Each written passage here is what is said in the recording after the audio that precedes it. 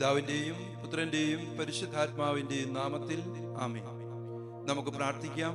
കർത്താവായ ദൈവമേ, അങ്ങയുടെ പുത്രനായ ഈശോയെ ലോകത്തിലേക്ക് അയച്ചുകൊണ്ട് ഞങ്ങളെ നിത്യജീവൻ സ്വന്തമാക്കാൻ തക്കവിധം ഒരുക്കിയ അങ്ങയുടെ വലിയ സ്നേഹത്തെ ഓർത്ത് ഞങ്ങൾ നന്ദി പറയുന്നു.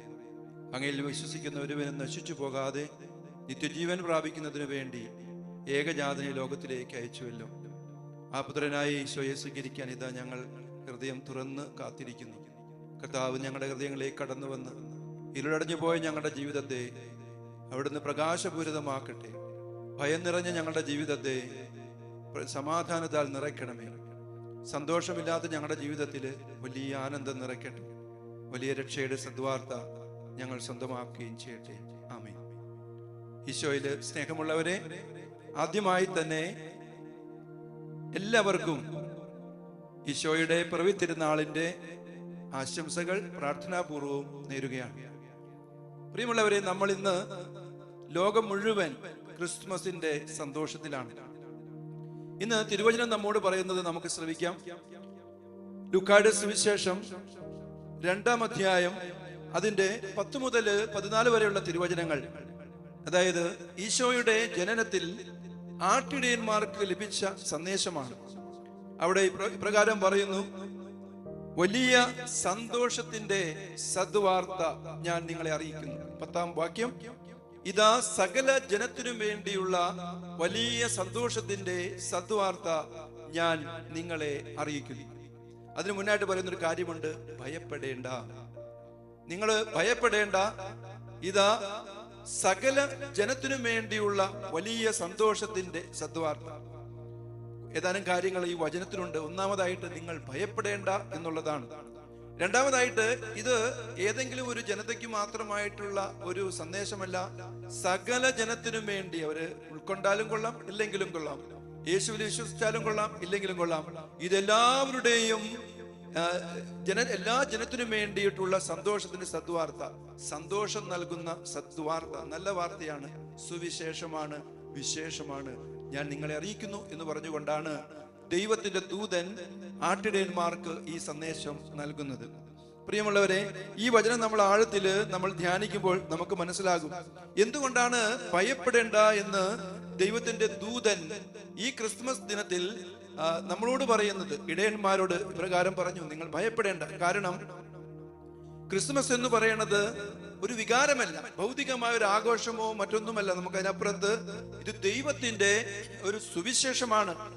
മനുഷ്യ ചരിത്രത്തിലേക്കുള്ള ദൈവത്തിന്റെ പ്രവേശനം, കടന്നുവരൽ. ഈ ദിനത്തില് ക്രിസ്മസ് നമ്മോട് പറയുന്നത് ഇന്ന് ഭയപ്പെടേണ്ട എന്നുള്ളൊരു വാർത്തയാണ്. പ്രിയമുള്ളവരെ, നമ്മള് ഇന്ന് ചുറ്റുപാടും, ലോകത്തിന് ചുറ്റുപാടും മാധ്യമങ്ങളിലൂടെ കണ്ടുകൊണ്ടിരിക്കുന്ന കാര്യമാണ്. ക്രിസ്തുമസിന്റെ പേരില് ക്രിസ്ത്യാനികള് വളരെയേറെ ഇന്ന് ആക്രമിക്കപ്പെടുന്ന ഒരു സാഹചര്യം. അതില് ഈ ആക്രമിക്കുന്ന ആളുകളുടെ മുഖം നമുക്ക് കണ്ടാൽ തോന്നും എന്തോ ഭീരുത്വം അവരെ ഭരിക്കുകയാണ്, എന്തോ ഭയം അവരെ നേരിടുകയാണ്. ഈ ഭയത്തിന്റെ നിഴലിലാണ് അവർ ഈ ആക്രമണമൊക്കെ എനിക്ക് തോന്നുന്നു അഴിച്ചുവിടുന്നത്. എന്നാൽ ദൈവം നമ്മോട് പറയണത് എന്താണ്? നിങ്ങൾ ഭയപ്പെടേണ്ട. ഭയപ്പെടേണ്ട എന്ന് പറയാൻ കാരണം, ഇന്ന് മനുഷ്യൻ ജീവിക്കുന്ന ഈ ഭയത്തിന് കാരണം ഭാവിയെ കുറിച്ചുള്ള ഭയമാണ്. തങ്ങളുടെ ഇടുങ്ങിയ ചിന്താഗതിയിൽ ദൈവത്തെ കുറിച്ചുള്ള അറിവില്ലായ്മയിൽ നിന്നുള്ള ഭയമാണ്, രോഗത്തിനെ കുറിച്ചുള്ള ഭയമാണ്, ഒറ്റപ്പെടലിനെ കുറിച്ചുള്ള ഭയമാണ്. ഇങ്ങനെ ഒരുപാട് ഭയത്തിന്റെ നിഴലിൽ ജീവിക്കുന്ന മനുഷ്യരാണ്. ഈ മനുഷ്യരോടാണ് ദൈവം പറയണത്: നീ ഭയപ്പെടേണ്ട, നീ എനിക്ക് പ്രിയപ്പെട്ടവനാണ്, നീ എനിക്ക് പ്രിയപ്പെട്ടവനാണ്, നീ ഒറ്റപ്പെടേണ്ടവനല്ല, ദൈവം നിന്നോട് കൂടെയുണ്ട്. ഇമ്മാനുവേൽ, ദൈവം നിന്നോട് കൂടെ. ഇതാണ് ഈ ക്രിസ്മസ് നമുക്ക് നൽകുന്ന സന്ദേശം. പ്രിയമുള്ളവരെ, ഇതൊരു വലിയ സന്തോഷത്തിന്റെ ഒരു സദ്വാർത്ത, എല്ലാവർക്കുമായിട്ടുള്ള സന്തോഷമാണ്. കുറച്ചാളുകൾക്ക് മാത്രമല്ല, സർവ്വജനത്തിനും വേണ്ടിയിട്ടുള്ള സദ്വാർത്ത. ഈ ആദ്യമായിട്ട് ഈ സന്ദേശം ലഭിച്ചത് രാജാക്കന്മാർക്കല്ല, അല്ലെങ്കിൽ പണ്ഡിതന്മാർക്കല്ല, മറിച്ച് ഇടയന്മാർക്ക്. ക്രിസ്മസ് നമ്മെ ഓർമ്മിപ്പിക്കുന്നു ദൈവത്തിന്റെ സന്തോഷത്തിൽ ആരും, ആ സന്തോഷത്തിൽ നിന്നും ആരും ഒഴിവാക്കപ്പെടുന്നില്ല എന്നുള്ളത്. പ്രിയമുള്ള, അതോടൊപ്പം പറയുന്നു ലൂക്കായുടെ സുവിശേഷം 2-ാം അധ്യായം 11-ാം തിരുവചനത്തിലേക്ക് കടക്കുമ്പോൾ നമ്മൾ കാണുകയാണ് ഈ രക്ഷ ഇന്നാണ് നമ്മൾ ഈ രക്ഷ കാണുന്നത്. കാരണം ഇന്ന് ദാവീദിന്റെ നഗരത്തിൽ നിങ്ങൾക്കായി ഒരു രക്ഷകൻ ജനിച്ചിരിക്കുന്നു. രക്ഷ നാളേക്കുള്ളതല്ല, ഇത് ഇന്ന് നമ്മൾ അനുഭവിക്കേണ്ട യാഥാർത്ഥ്യമാണ്. അത് മരണാനന്തരമായിട്ട് നമുക്ക് കിട്ടുന്ന ഒരു വാഗ്ദാനം മാത്രമല്ല, ഇന്ന് അനുഭവിക്കേണ്ട യാഥാർത്ഥ്യമാണ്. യേശു ക്രിസ്തു നിന്റെ ജീവിതത്തിലേക്ക് കടന്നു വന്നുകൊണ്ട് ഈ 2000 വർഷങ്ങൾക്ക് മുൻപ് ഇവിടെ വന്ന് ജനിച്ച് മരിച്ച് ഉദ്ധാനം ചെയ്തു പോയ കർത്താവല്ല, ഇന്ന് എന്റെയും നിങ്ങളുടെയും ജീവിതത്തിലേക്ക് കടന്നു വരുന്ന ദൈവം. അവിടുന്ന് നമ്മുടെ മനസ്സിലേക്കും ആത്മാവിലേക്കും ഹൃദയത്തിലേക്കും കടന്നു വന്നുകൊണ്ട് വലിയ രക്ഷയുടെ സന്തോഷം നമുക്ക് നൽകണം, പ്രകാശപൂരിതമാക്കുകയാണ് നമ്മുടെ ജീവിതത്തെ, ഭയമെടുത്തു മാറ്റുകയാണ്. ആ രക്ഷയിലേക്ക് നമ്മളെ ഓരോരുത്തരെയും സ്വീകരിക്കുകയാണ്. അതുകൊണ്ട് ഇന്ന് തന്നെ യേശുവിനെ സ്വീകരിക്കാൻ തടസ്സമായിരിക്കുന്ന നിന്റെ മനസ്സിന്റെ എല്ലാ മേഖലകളെയും നീ പരിശോധിച്ച് യേശുവിനെ ഇന്ന് തന്നെ നീ സ്വീകരിക്കുക. രക്ഷ അത് ഇന്ന് ഉണ്ടാകേണ്ട സമയമാണ്. ദൈവത്തിന്റെ വചനം കേൾക്കുന്ന അതേ നിമിഷം അത് മാനസാന്തരത്തിനും രക്ഷയിലേക്കും നമ്മളെ നയിക്കണം. തുടർന്ന് നമ്മൾ വായിക്കുന്നുണ്ട്, പ്രിയമുള്ളവരെ, ദൂതന്മാർക്ക് ലഭിക്കുന്ന സന്ദേശം ഇതാണ്. ദൈവകൃപ ലഭിച്ചവർക്ക് ഉള്ള ഒരു വലിയ സന്ദേശമാണ്. അത്യുന്നതങ്ങളിൽ ദൈവത്തിന് മഹത്വം, ഭൂമിയിൽ ദൈവകൃപ ലഭിച്ചവർക്ക് സമാധാനം. ഇന്ന് സമാധാനം എന്നത് യുദ്ധമില്ലാത്തൊരവസ്ഥയല്ല, പ്രത്യേകിച്ച് അതിന്റെ അപ്പുറത്തേക്ക് ബന്ധങ്ങളുടെ, അറ്റുപോയ ബന്ധങ്ങളുടെ ഒരു കൂട്ടിച്ചേർക്കലാണ്, ഒരു സൗഖ്യമാണ്. ദൈവവുമായിട്ട് മനുഷ്യ മക്കൾക്ക് സംഭവിച്ച ആ വിള്ളൽ, പറുദീസായില് ആ നഷ്ടപ്പെട്ടു പോയ ദൈവവുമായിട്ടുള്ള ആ സ്നേഹബന്ധം വീണ്ടും ഇവിടെ വിളക്കി ചേർക്കുകയാണ്. നമ്മുടെയൊക്കെ ജീവിതത്തിൽ ക്രിസ്തുമസ് ഒരു അനുഭവമായിട്ട് നമുക്ക് മാറുന്ന, അല്ലെങ്കിൽ വികാരമായിട്ട് നിൽക്കുകയുള്ളൂ.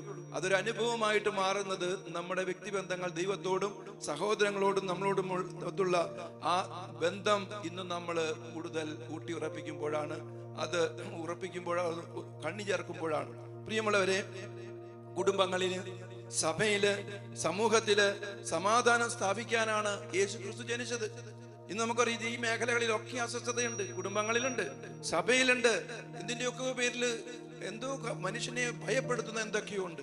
അപ്പൊ അതുപോലെ തന്നെ സമൂഹത്തിൽ നമ്മൾ കാണുന്നു, ഇവിടെയൊക്കെ സമാധാനം പുനഃസ്ഥാപിക്കപ്പെടണം. അതുകൊണ്ടാണ് ദൈവദൂതൻ പറയുന്നത്, ഭൂമിയിൽ ദൈവകൃപ ലഭിച്ചവർക്ക് സമാധാനം. ഈ പരിശുദ്ധാത്മാവ് നിറയുമ്പോഴാണ് ഈ സമാധാനം നമ്മുടെ ഉള്ളിലേക്ക് കടന്നു വരുന്നത്. കർത്താവ് ഈ പരിശുദ്ധാത്മാവിന്റെ നിറവാണ് യഥാർത്ഥത്തിൽ നമുക്ക് നൽകുന്നത്. പ്രിയമുള്ളവരെ, ഈ ക്രിസ്മസ് നമ്മെയും വലിയൊരു ദൗത്യം ഏൽപ്പിക്കുകയാണ്. കർത്താവിന്റെ ആ തിരുപ്പിറവി നമുക്ക് നൽകുന്ന സമാധാനവും സന്തോഷവും നമ്മുടെ ഹൃദയത്തില്, നമ്മുടെ ജീവിതത്തില്, കുടുംബങ്ങളിൽ നിറച്ച് മറ്റുള്ളവരിലേക്കും പകരുക. ഇടയന്മാർ സന്ദേശം കേട്ടതുമായിട്ട് തൃപ്തരായിരുന്നില്ല. അവർ പോയി യേശു ക്രിസ്തുവിനെ, ഈശോയെ, ഉണ്ണീശോയെ കാണുകയാണ്. എന്നിട്ട് അവര് ആ കണ്ട വാർത്ത മറ്റുള്ളവരുമായിട്ട് പങ്കുവെക്കുകയാണ്. കർത്താവിന്റെ ആ തിരുപ്പിറവിക്ക്, ആ രക്ഷകന്റെ വരവിന്, ആ സന്തോഷത്തെ ദ്വാർത്തയ്ക്ക് അവര് സാക്ഷികളായിട്ട് മാറുകയാണ്. ഈ ക്രിസ്മസ്, പ്രിയമുള്ളവരെ, ഇന്ന് നമ്മോടും പറയുകയാണ്, നീ കണ്ടത് നിനക്ക് വേണ്ടി മാത്രമല്ല, നിന്റെ ജീവിതം തന്നെ ഒരു സുവിശേഷമായിട്ട് മാറണം. മറ്റുള്ളവർക്ക് ഈ സത്വാർത്ത നീ പകർന്നു കൊടുക്കണം. ഇത് നിന്റെ ജീവിതത്തിലൂടെ വേണം. എന്റെ ഉള്ളിൽ യേശു ക്രിസ്തു രക്ഷകൻ ഇന്ന് ജനിച്ചിരിക്കുന്നു. അവൻ കടന്നു വന്നിരിക്കുന്നത് സന്തോഷം പകരാൻ, സമാധാനം നിറയ്ക്കാൻ. ഈ സമാധാനമാണ് എന്നിലുള്ളത്. ഈ സമാധാനമാണ് ഞാൻ എൻ്റെ കുടുംബത്തിൽ, എൻ്റെ സഹോദരങ്ങളിൽ, ഞാൻ ആയിരിക്കുന്നിടങ്ങളിൽ, സഭയില്, സമൂഹത്തില് ഈ ഒരു സന്തോഷത്തിന്റെ സദ്വാർത്തയായിട്ട് എൻ്റെ ജീവിതം മാറണം. അപ്പോഴാണ് ക്രിസ്തുമസ് ഇന്ന് നമുക്ക് വലിയ ഒരു അനുഭവമായിട്ട് മാറുന്നത്. വചനം മാംസമായി നമ്മുടെ ഇടയിൽ അവിടുന്ന് വസിച്ചു. വചനം നമ്മുടെ ഉള്ളിലേക്ക് കടന്നു വരുന്ന സമയം, വചനം മാംസമായിട്ട് മാറിയ സമയം, യോഹന്നാന്റെ സുവിശേഷത്തിന്റെ 1-ാം അധ്യായം 14-ാം വാക്യത്തിൽ നമ്മൾ വായിക്കുന്നതാണ്, വചനം മാംസമായി നമ്മുടെ ഇടയിൽ വസിച്ചു. ജീവനുള്ള വചനം, രക്ഷ നൽകുന്ന വചനം യേശു ക്രിസ്തു ഇന്ന് എനിക്കും നിങ്ങൾക്കും വലിയ സന്തോഷത്തിന് സദ്വാർത്തയായിട്ട് മാറട്ടെ. ഈ ക്രിസ്മസ് നമ്മുടെ ജീവിതത്തിൽ ഇന്നു മാത്രമല്ല എന്നും സന്തോഷം നിലനിൽക്കുന്ന അവസരമാകട്ടെ. ഇനിയൊരിക്കലും നമ്മുടെ ജീവിതത്തെ തിന്മ, പിശാച് കീഴ്പ്പെടുത്താതിരിക്കട്ടെ. നമുക്ക് കരഗതമായിരിക്കുന്ന ഈ രക്ഷ, ഈ സന്തോഷം ഒരു കാരണവശാലും നമ്മളെ വിട്ടുപോകാതിരിക്കട്ടെ. കൃപയുടെ സമൃദ്ധിയിൽ ഞാനും നിങ്ങളും ജീവിക്കാൻ ഇടയാകട്ടെ. എല്ലാവരെയും ദൈവം അനുഗ്രഹിക്കട്ടെ. നമുക്ക് ഈ സുദിനത്തിൽ ദൈവത്തിന് നന്ദി പറയാം, കർത്താവിനെ ആരാധിക്കാം. നമുക്ക് കണ്ണുകളടച്ച് പ്രാർത്ഥിക്കാം. കർത്താവായ ദൈവമേ, അങ്ങയുടെ ഏകജാതനെ നൽകിക്കൊണ്ട് അങ്ങ് ഇത്രത്തോളം ഞങ്ങളെ സ്നേഹിക്കുന്നുവെന്ന് ഈ ദിനത്തിൽ അങ്ങ് ഞങ്ങൾക്ക് വെളിപ്പെടുത്തി തന്നു. ഭയത്തിന്റെ നിഴലിൽ കഴിഞ്ഞ ഞങ്ങളെ സന്തോഷത്തിന്റെ വലിയ സദ്വാർത്ത എല്ലാ ജനത്തിനും വേണ്ടിയിട്ടുള്ള സന്തോഷത്തിന്റെ സദ്വാർത്ത അങ്ങ് ഞങ്ങൾക്ക് നൽകിയല്ലോ. ഈ സദ്വാർത്ത സ്വീകരിച്ച് ഞങ്ങളുടെ ജീവിതങ്ങളെയും ഒരു സദ്വാർത്തയാക്കി അങ്ങ് മാറ്റണമേ എന്ന് പ്രാർത്ഥിക്കുന്നു.